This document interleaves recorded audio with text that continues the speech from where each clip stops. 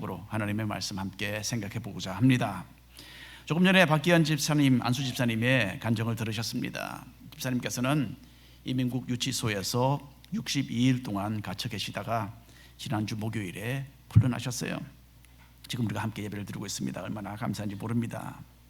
이민 재판 과정에서 가장 핵심적으로 다루어졌던 부분은요, 박 집사님께서 음주로 인하여서 과거에 실수한 일이었어요. 변호사는 박 집사님이 교회 제자 훈련을 통해서 12년 전에 알코올 중독에서 해방받았다, 이것을 계속 강조했고요. 이민국 검사는 이것이 사실인지 거듭 확인하려 했습니다. 그래서 그 이후로 술을 한 번도 마시지 않았느냐, 단 한 번도. 그때마다 박 집사님은 한 번도 안 마셨다, 그렇게 대답을 하셨어요. 그리고 다르게 또 빙 돌려서 딸이 최근에 결혼했다 그랬는데 결혼식 피로연에서도 마시지 않았느냐, 그렇게 또 돌려서 묻더라고요. 그래도 박 집사님은 마시지 않았습니다, 딱 그렇게 답변을 했어요. 참 하나님께서 하신 일이죠, 그렇죠? 하나님께서 술도 담배도 끊게 하시고, 그리고 이 모든 일을 참 평강으로 인도하셨습니다. 이렇게 불가능을 가능케 하신 우리 주님께 모든 영광, 감사, 찬양 올려드립니다. 이번에 박 집사님의 가족과 함께 이민법정에서 재판의 과정을 지켜보면서요, 참 느끼는 점이 많았습니다. 특별히 판사의 그 최종 판결을 기다릴 때에 정말 대단한 긴장감이 엄습했고요, 초조한 그 감정을 피할 길이 없었습니다. 판사가 한쪽 방향으로 결정을 내리면 집사님은 풀려나서 집으로 돌아오시는 거고, 판사가 바로 그 자리에서 다른 결정을 내리면 집사님은 바로 그 자리에서 한국으로 추방되시는 거였어요. 그러면 집사님의 가족은 너무나 큰 어려움을 맞이하게 되는 그런 순간이었습니다. 마지막에 판사의 그 판결이 떨어지면서 온 가족과 함께 저는 안도감과 감격의 눈물을 흘렸습니다. 그 순간까지 마음 졸여왔던 것이 일순간에 해소되는 것을 느꼈어요. 가족들이 재판소에서 먼저 퇴장하고 맨 마지막에 제가 박 집사님의 아내 박노재 집사님과 자리에 일어나서 이제 나오려고 했습니다. 근데 제가 눈치를 보니까 박노재 집사님께서 판사에게 절을 하고 싶으신 것 같아요. 제가 눈치가, 저기 목사는 이제 눈치가 있습니다. 그래서 가만히 보니까 절을 하고 싶으신 거예요. 그래서 그 판사도 제가 목사인 줄 아니까 제가 집사님과 나란히 옆에 서서 집사님과 함께 절을 했어요. 그 판사가 한국 사람도 아니고 외국 사람입니다. 그래서 우리를 아주 엄숙한 눈길로 계속 줄곧 이 법 집행, 이 재판을 이끌어가던 그 판사는 자기의 머리를 조금 이렇게 숙이면서 우리의 절을 받아주는 그런 반응을 보여주었습니다. 자, 이 경험을 통해서 이 다음에 우리가 하나님의 재판 자리 앞에 서서 우리의 삶에 대한 최종적인 평가를 받게 될 그 장면이 저 머릿속에 탁 떠올랐습니다. 그때 우리는 얼마나 두렵고 떨릴까, 그런 생각을 해보았습니다. 물론 우리는 예수님의 십자가의 은혜로 무사하겠죠, 그렇죠? 당연히. 하지만 눈보다도 더 순결하시고 밝은 햇빛보다도 더 거룩하신 그 하나님의 판결을 기다리는 그 순간은 무한하게 엄중한 시간이 될 것으로 여겨집니다. 이제 요셉의 형들도 정말 그런 까마득하게 아찔하고 긴장되는 그런 상황 속에 던져져 있었어요. 애굽의 국리 총리 앞에 서 있는 거예요. 이 사람은 그 나라의 왕이나 다름이 없는 절대적인 권위자였습니다. 이 사람의 말 한마디에 자신들의 삶은 돌이킬 수 없는 그런 지경으로 떨어질 수도 있었어요. 이미 이 사람들은 정탐꾼이라는 누명을 쓴 경험이 있습니다. 처음에 식량을 구하려고 애굽에 왔을 때에 이 애굽의 총리는 형제들을 간첩으로 몰아붙이고 둘째 형제 시므온을 옥에 가두어 두었었습니다. 이제 총리의 명령대로, 그리고 겨우 아버지의 상낙을 받아서 막내 동생 베냐민을 데리고 와서 이 모든 누명은 벗을 수 있었습니다. 그리고 시므온과 함께 이제 모든 형제들이 식량을 각기 자루에 가득히 채워서 고향 가나안 땅으로 향하고 있었어요.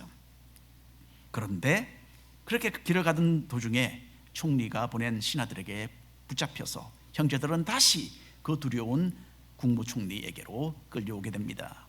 막내 동생 베냐민의 곡식 자루에서 총리의 은잔이 발견되었기 때문입니다. 이제 모두가 노예로 전락할 수밖에 없는 그런 상황이었는데 총리는 언잔을 가져간 것으로 발견된 베냐민만을 내가 데리고 노예로 삼겠다, 그렇게 말을 합니다. 그 말을 듣고 넷째 형제 유다가 간절하게 총리에게 부탁을 했어요. 막내 베냐민이 돌아오지 않으면 아버지 야곱은 슬픔에 잠겨서 죽을 것이다, 그렇게 총리에게 말했습니다. 그리고 유다는 자신이 아버지와 한 약속이 있는데 그 내용을 이야기하면서 내가 대신 노예로 남아 있도록 하고 막내 동생은 제발 고향 땅으로 돌려보내 주십시오. 정말 처절한 목소리로 애굽의 총리에게 애원을 했습니다. 여기까지가 지난주 설교 말씀이었습니다. 이제 1번 함께 읽겠습니다. 총리의 정체. 이제 모든 형제들은 애굽의 국무총리가 어떤 판결을 내릴지를 불안과 긴장 가운데 숨을 죽이고 기다리고 있었어요. 과연 유다가 그렇게 간곡하게 올린 그 요청을 듣고 총리가 은혜를 베풀 것인지, 아니면 결국 막내 동생 베냐민을 빼앗기게 될 것인지, 이 모든 것이 애굽의 국무총리 입에서 나오는 그 다음 한마디에 결정되는 것이었어요. 자, 읽어보겠습니다. 창세기 45장 1절 2절입니다. 요셉이 시종하는 자들 앞에서 그 정을 억제하지 못하여 소리질러 모든 사람을 자기에게서 물러가라 하고 그 형제들에게 자기를 알리니 그때에 그와 함께한 다른 사람이 없었더라. 요셉이 큰 소리로 우니 애굽 사람에게 들리며 바로의 궁중에 들리더라. 요셉의 형제들은 애굽의 총리가 전혀 예상치 못했던 행동을 하는 것을 보면서 충격을 받고 아마 정신이 반쯤 나가는 그런 경험을 했을 것입니다. 유다의 말을 듣고 있던 총리는 갑자기 큰 소리를 지르면서 그 주변에 둘러싸서 이 재판을 지켜보고 있던 애굽 사람들을 다 그 자리에서 쫓아내는 거예요. 이어서 그 위험이 넘치는 총리는 형제들의 보는 앞에서 대성통곡을 했습니다. 형제들은 도대체 그것이 무슨 일인지 몰라서 눈을 휘둥그레 뜨고 서로를 바라보았겠죠. 그리고 그 다음 순간 애굽의 총리의 입에서 나온 말은 형제들의 그 귀를 의심하도록 만들었습니다. 3절 4절 말씀 읽겠습니다. 요셉이 그 형들에게 이르되 나는 요셉이라 내 아버지께서 아직 살아계시니까. 형들이 그 앞에서 놀라서 대답하지 못하더라. 요셉이 형들에게 이르되 내게로 가까이 오소서. 그들이 가까이 가니 이르되 나는 당신들의 아우 요셉이니 당신들이 애굽에 판 자라. 지금까지 형제들은 자기들이 데리고 온 통역관을 통해서 애굽의 총리와 대화를 하고 있었습니다. 그런데 이제 총리의 입에서는 더 이상 애굽 나라의 언어가 아니라 형제들에게 너무나 귀에 익숙한 자기들의 언어 히브리어가 유창하게 흘러나오고 있었어요. 그리고 국무총리는 울음 섞인 목소리로 자신이 요셉이라는 정말 납득이 가지 않는 말을 하고 있었어요. 요셉의 형제들은 애굽의 총리가 직접 하는 말을 분명히 알아듣고는 있었지만은 그 말의 뜻이 무엇인지는 금방 이해가 되지 않았던 것입니다. 그래서 요셉은 여전히 통곡을 하면서 형제들을 자기에게 가까이 오라고 부릅니다. 그리고 다시 한번 설명을 해요. 나는 당신들이 애굽의 노예로 팔아넘겼던 당신들의 동생 요셉입니다 라고 설명했어요. 요셉의 형들은 자신들이 오래전에 종으로 팔아서 타민족에게 넘겨주었던 동생 요셉은 이제는 필경 죽었을 것이다, 그렇게 생각을 하고 있었어요. 그런데 애굽의 이 높은 사람이 말하기를 자신이 바로 그 요셉이라는 거예요. 형들은 어안이 벙벙해서 도대체 이 모든 것이 무슨 일인지 정신을 차리지 못했습니다. 14절 15절 읽겠습니다. 자기 아우 베냐민의 목을 안고 우니 베냐민도 요셉의 목을 안고 우니라. 요셉이 또 형들과 입맞추며 안고 우니 형들이 그제서야 요셉과 말하니라.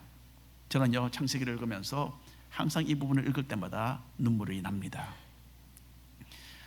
저는 한국 드라마는 잘 안 봅니다. 저한테 별로 잘 맞지가 않는 것 같아요. 그런데 한국 드라마는 보면 항상 눈물을 흘리잖아요. 그런데 이 드라마는요, 이 성경 드라마는 너무나 엄청나게 감동적인 드라마인 것 같아요. 요셉의 이야기는 바로 여기서 클라이막스를 이룹니다. 지금까지 요셉은 형제들에 대한 자신의 애정을 억제하고 또 억제해 왔습니다. 하지만 넷째 형 유다의 진실된 마음을 확인하면서 이제 요셉은 그동안 꽁꽁 묶어두었던 감정을 완전히 터뜨리게 됩니다. 요셉은 자기의 동생 베냐민을 얼싸안고 서로 목을 놓아 울었습니다. 또 요셉은 형들에게 다가가서 정말 걷잡을 수 없는 눈물을 함께 흘렸어요. 형들에 대한 모든 상처와 원망은 이미 다 정리된 상태였어요. 이제는 형제들과의 이 극적인 상봉을 인하여서 서로 눈물로써 사랑과 화해의 그 기쁨을 나눌 시간이 되었던 것입니다. 2번 함께 읽을까요? 용서와 위로. 죽은 줄로만 알고 있었던 요셉을 다시 만난 형들은 잠시 할 말을 찾지 못하고 있었어요. 하지만 요셉의 이 적극적인 태도를 보면서 비로소 다가와서 한두 마디 말을 하기 시작했습니다. 자, 그때 요셉의 형들은 요셉에게 무슨 말을 했겠습니까? 야, 너 정말 출세했구나, 참 잘됐다, 뭐 이런 식의 말은 절대로 하지 못했을 겁니다.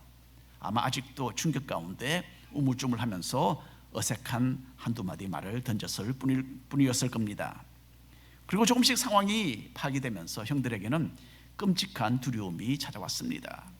우리가 그렇게 20년 전에 몹쓸 일을 했는데 이제 이렇게 애굽의 가장 높은 권세를 가진 동생이 우리를 그냥 가만히 놔둘 리가 없겠다, 그런 염려가 엄습해 왔을 것입니다. 하지만 이런 두려움도 짧은 한순간뿐이었어요. 곧 이어서 동생 요셉의 입에서 나온 말은 정오와 분노의 외침이 아니라 뜻밖에도 따뜻하고 부드러운 용서와 위로의 말이었습니다. 읽어봅니다. 5절 말씀. 당신들이 나를 이곳에 팔았다고 해서 근심하지 마소서, 한탄하지 마소서. 하나님이 생명을 구원하시려고 나를 당신들보다 먼저 보내셨나이다.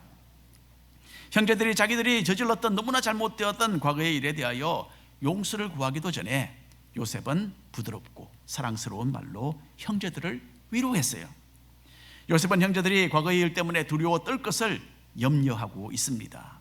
그래서 형제들에게 나를 팔아넘기는 일에 대하여 걱정하지도 말고 한탄하지 말라, 그렇게 안심시켜 주고 있습니다. 자, 이런 요셉의 모습에서 우리는 예수님의 넘치는 사랑과 용서를 보는 듯합니다. 요셉이 버림받은 것처럼 예수님도 배신당하시고 부당한 대우를 받으셨어요. 요셉이 자유를 잃고 외롭고 참 억울한 시간을 보낸 것처럼 예수님도 사람들의 손가락질을 받으시고 조롱당하시고 불공평한 재판을 받으셨습니다. 요셉이 옥에 갇히고 어두운 구덩이 속에서 던져져서 고통 가운데 있었던 것처럼 예수님께서도 채찍을 맞고 십자가에 못 박히는 그런 끔찍한 고난을 당하셨습니다. 그럼에도 주님은 십자가에 매달린 가운데서 죄인들을 향하여 자신의 사랑과 용서와 포용의 자세를 취하셨습니다. 읽어볼까요? 누가복음에 있는 말씀. 이에 예수께서 이르시되 아버지, 저들을 사하여 주옵소서, 자기들이 하는 것을 알지 못함이니이다 하시더라. 십자가 위에서 주님께서는 죄인들을 품으시고 그들의 죄를 대신 지고 하셨어요. 자신들이 얼마나 큰 죄인인지를 깨닫지도 못하고 그래서 용서를 빌지도 못하는 그런 사람들을 위해서 먼저 용서하시고 그들을 위해 하나님께 간구하셨습니다. 참으로 무지하고 사악한 죄인들을 껴안으시고 사랑으로 품으신 거예요. 1960년도는요 미국에서 민권 운동이 한창이었습니다. 이미 미국 대부분은 공립학교에서 인종적으로 차별하는 것이 불법이라는 그런 판결을 내렸어요. 하지만 여전히 백인들은 자기 자녀들이 학교에서 흑인 아이들과 함께 섞여서 교육받는 것을 결사적으로 반대하고 있었습니다.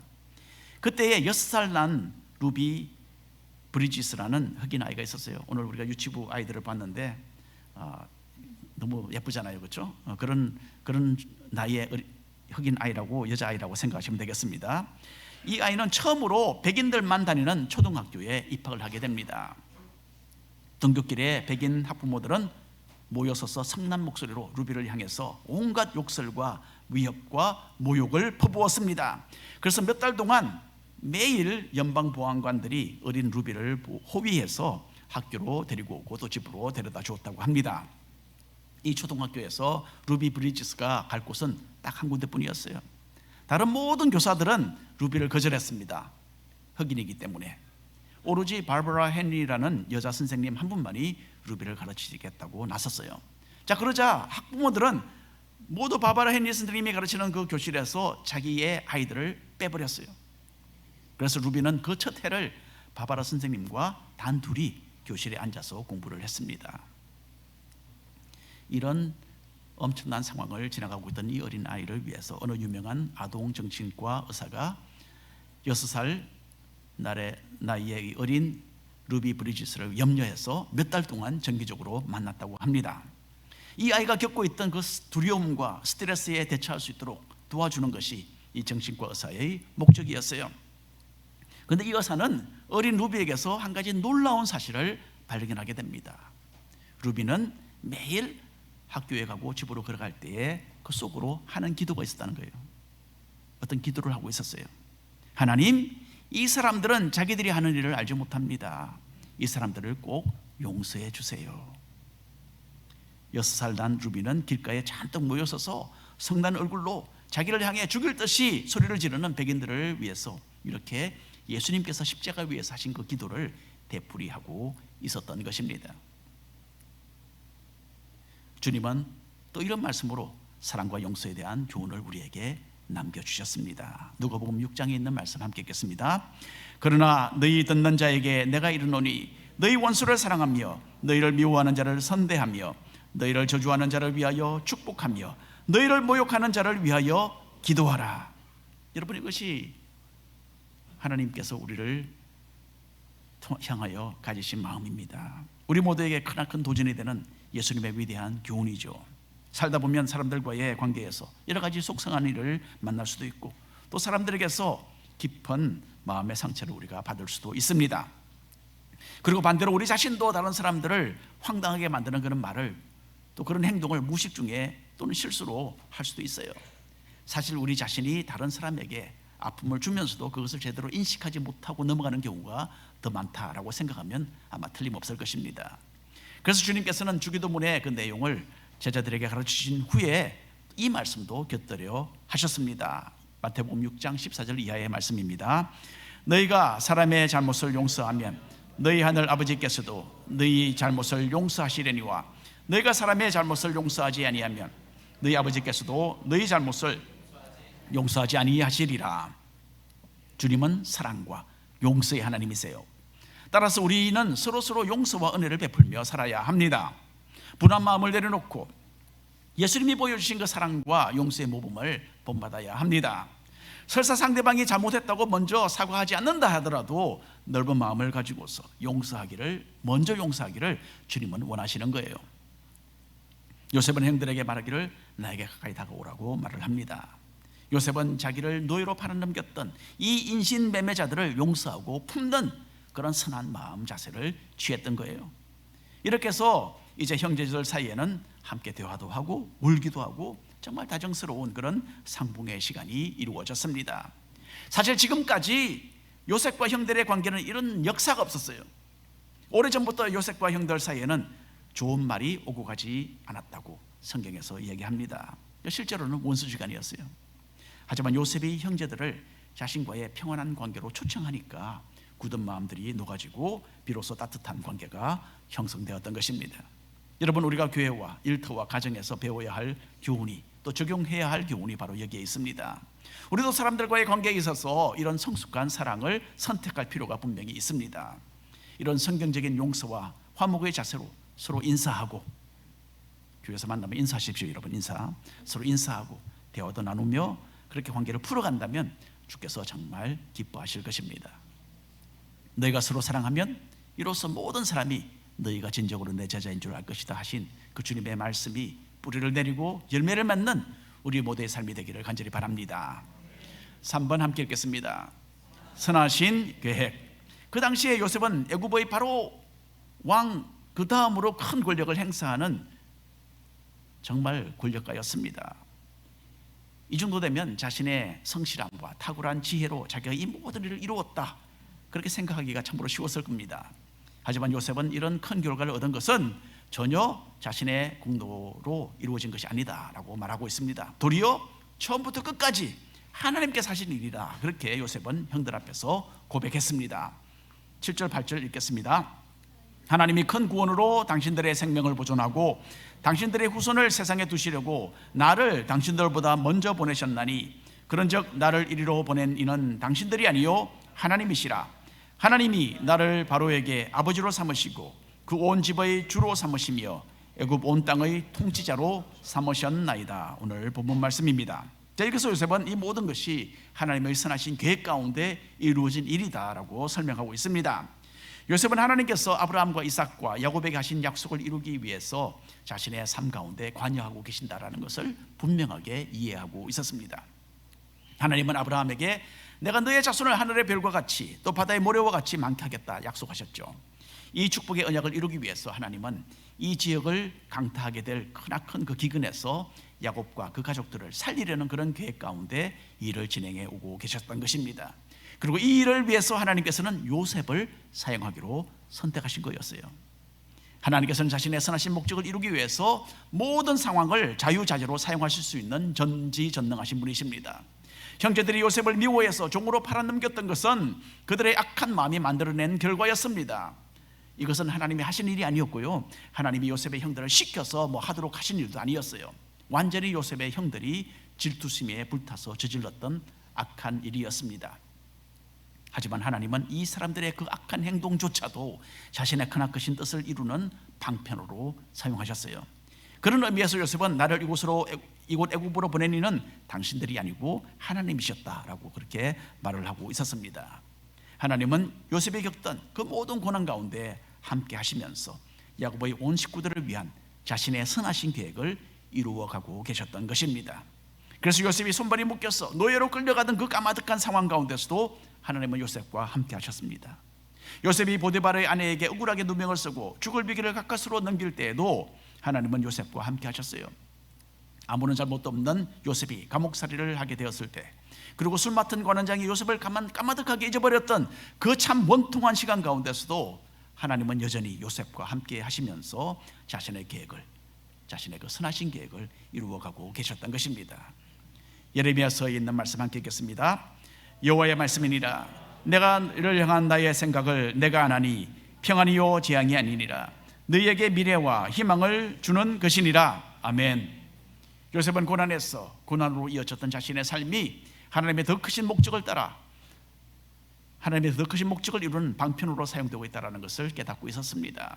따라서 요셉은 자신의 삶의 의미가 애굽 사람들을 기근에서 살리는 것은 물론이고 자기의 가족을 살리고 그 가족으로 큰 민족을 만들시려는 하나님의 뜻에 쓰임받는 데 있다라는 것을 잘 이해했습니다. 그래서 비록 자유를 잃은 노예의 처지였지만은 요셉은 지난 세월 동안 신실하게 사람들을 섬기면서 지혜롭고 또 성실하게 삶의 열매를 맺어왔습니다. 이것은 요셉이 자신의 삶이 그냥 고난으로 가득 채워진 그냥 자신의 삶으로 끝나는 것이 아니라 더 크신 하나님의 계획의 일부분이라는 것을 알았기 때문입니다. 하나님께서는 우리의 삶도 값지게 사용하십니다. 우리의 눈에는 가려 있지만은 하나님은 자신의 크고 선하신 계획을 위해서 우리 한 사람 한 사람을 사용하세요. 우리가 겪는 어려움과 도전들이 그냥 괴로움으로 끝나는 것이 아니라 크신 하나님의 스토리의 한 부분이라는 것을 알고 희망을 잃지 마시기를 바랍니다. 오늘 결론의 말씀을 드립니다. 요셉은 형제들에게 자신이 누구인지를 밝히면서 자신이 그동안 억제해왔던 애정을 일순간에 다 쏟아서 보여줍니다. 요셉은 미움과 분노가 아니라 화해와 용서와 뜨거운 사랑으로 형제들을 포용했어요. 이렇게 해서 요셉과 형제들 사이에는 이전 어느 때도 느껴볼 수 없었던 깊은 사랑과 위로와 평안의 관계가 형성되었습니다. 하나님께서는 우리가 요셉과 같은 이런 사랑과 용서의 도구가 되기를 원하신다고 저는 분명히 믿습니다. 그리고 요셉은 악한 인간들의 선택으로 인한 고난 가운데 시달렸지만 이 모든 시련도 하나님께서 자신의 선하신 계획을 위해 사용하신다는 것을 깨닫게 되었어요. 하나님께서는 모든 상황을 자유자재로 사용하셔서 자신의 뜻을 지금도 이루어 가십니다. 하나님의 능력과 선하신 섭리를 초월해서 일어나는 일은 하나도 없는 겁니다. 하나님은 우리에게 경험되는 수고스럽고 어려운 일까지도 자신의 크신 뜻을 위해서 사용하십니다. 때때로 우리는 사망의 엄침한 골짜기를 지나는 것과 같은 그런 시간을 만나기도 합니다. 하지만 여전히 우리의 삶은 선하신 계획을 성취해 나가시는 하나님의 크신 스토리의 일부분이라는 것을 기억하시고 용기와 믿음으로 매일매일 이겨나가시기를 축원합니다. 기도하겠습니다. 하나님 아버지,